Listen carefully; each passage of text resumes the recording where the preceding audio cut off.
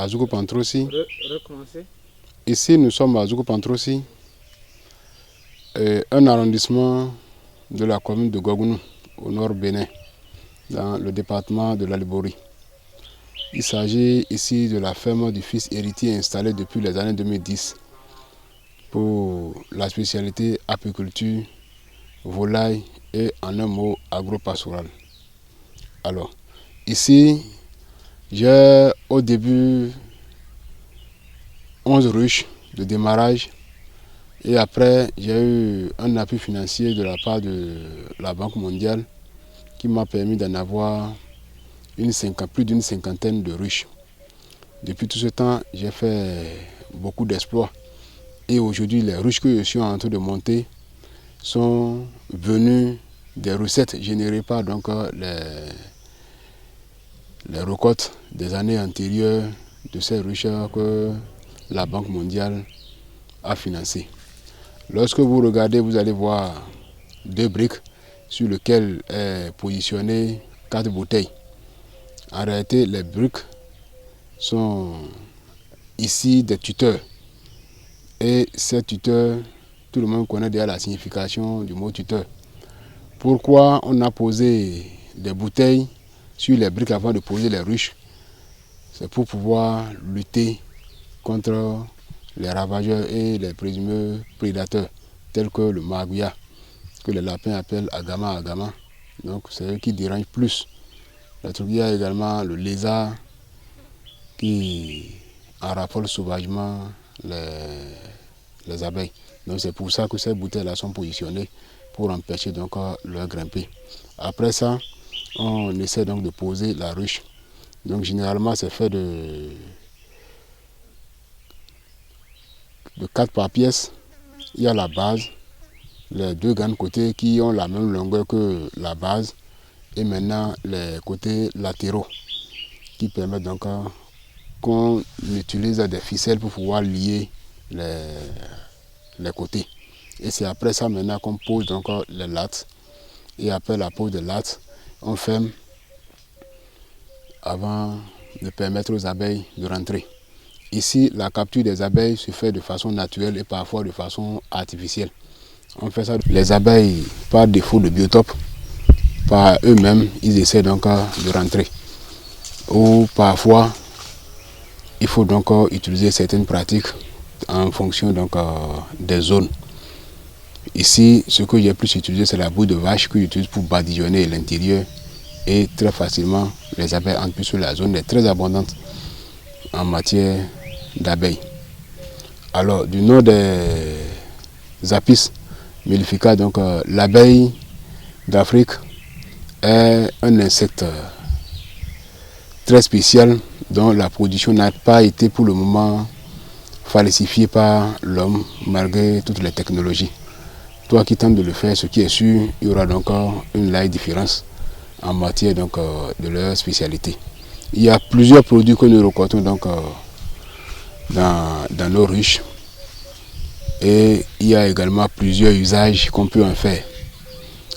Le miel, la cire, la gelée royale, la propolis, toutes ces choses-là sont là, qu'on ne peut même pas compter. Et ça dépend donc de la niveau d'instruction de tout un chacun de nous, apiculteurs, qui va nous permettre donc de pouvoir compter les différents produits de la ruche. Mais ici, à la fin du fils héritier, la spécialité c'est que je m'abstiens de mettre 0 g d'eau. C'est-à-dire qu'il n'y a pas un matière, c'est-à-dire une augmentation étrangère dans la production de mon miel. Le miel, puisque ça vient, donc j'ai dit, j'ai reçu un financement de la Banque mondiale, donc de la part des forêts des 3 rivières. Donc ça vient, et quand vous voyez mon miel, c'est 100% naturel. Il n'y a aucun ajout que je puisse faire pour augmenter la quantité. Donc la qualité ici est au rendez-vous. Chaque année, je vais à plus de 300 litres de récolte, et depuis les années 2012. L'apiculture est une activité génératrice de revenus très mal connue dans la sous-région et surtout au nord Bénin. Et nous devons apporter une attention particulière à cette filière parce que c'est une filière réellement de rente. Alors, lorsque nous prenons les abeilles, ce sont des insectes de très petite taille, donc très légers, qui ne peuvent pas résister par rapport à un certain nombre de fléaux. Donc il leur faut beaucoup d'attention et suffisamment de soins. Si bien que lorsque vous vivez avec les abeilles pour bien récupérer les produits de la ruche, il faut à chaque fois faire un tour pour voir s'il n'y a donc pas des impuretés. S'il y a des impuretés, il faut donc pouvoir bien nettoyer l'intérieur pour qu'ils puissent donc se retrouver à l'aise. Le cas contraire, ils vont disparaître et laisser la ruche parce qu'ils ne sont tellement pas forts pour libérer certains déchets. Puisqu'il y a dans certaines zones, comme le mien par exemple, vous allez constater qu'il y a des écureuils de trop dans la zone. Si bien qu'eux-mêmes, par manque de biotope, choisissent délibérément les ruches les moins peuplées pour pouvoir faire leur nid. Et là, ils remplissent sauvagement ces nids-là des feuilles d'anacarde et même de certains plants tout proches. Si bien que les abeilles ne pourront pas donner le meilleur d'eux-mêmes. Donc il faut à chaque fois faire un passage et nettoyer sauvagement l'intérieur pour leur permettre donc de pouvoir se sentir à l'aise et donner le maximum de. Et également, lorsque vous vivez avec des ruches, c'est comme toute activité, même une nouvelle moto, quand vous l'achetez, il faut s'attendre à ce que parfois la moto se mette en panne. Donc si bien que lorsque vous êtes également en train de faire de l'apiculture, ne soyez donc pas être étonné de voir certains ruches tomber, tels que vous observez ici. Donc il faut tout faire pour pouvoir remplacer ceux-là. Dans tous les cas, il faut le faire avec précaution. Il faut essayer de voir les dimensions ou bien les dispositions qu'il faut prendre pour pouvoir faire donc le déplacement. Si la distance est trop longue, ça va créer un peu de truc. Donc il ne faut pas éloigner la ruche à renouveler de l'ancienne ruche. Et comme ça vous permet donc d'avoir à chaque année que Dieu fait donc de très bons résultats dans votre exploitation. Vous savez, l'apiculture, je disais que c'est une activité de rente et ça fait également peur parce que c'est des insectes. Lorsque ils vous envahissent, banalement, ils peuvent vous tuer parce que leur piqûre, donc c'est de l'antibiotique naturel. Un surdosage peut donc vous conduire à la mort. Donc si bien que même si vous les élevez, ils ne peuvent donc pas vous connaître tel que vous le croyez.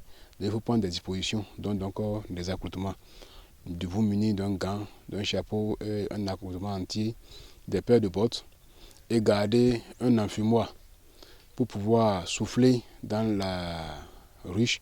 Comme ça, lorsque vous soufflez, la fumée, une fois dans la ruche, perturbe les meilleures conditions de vie des abeilles, si bien qu'ils sont obligés donc de sortir et se mettre donc derrière les ruches.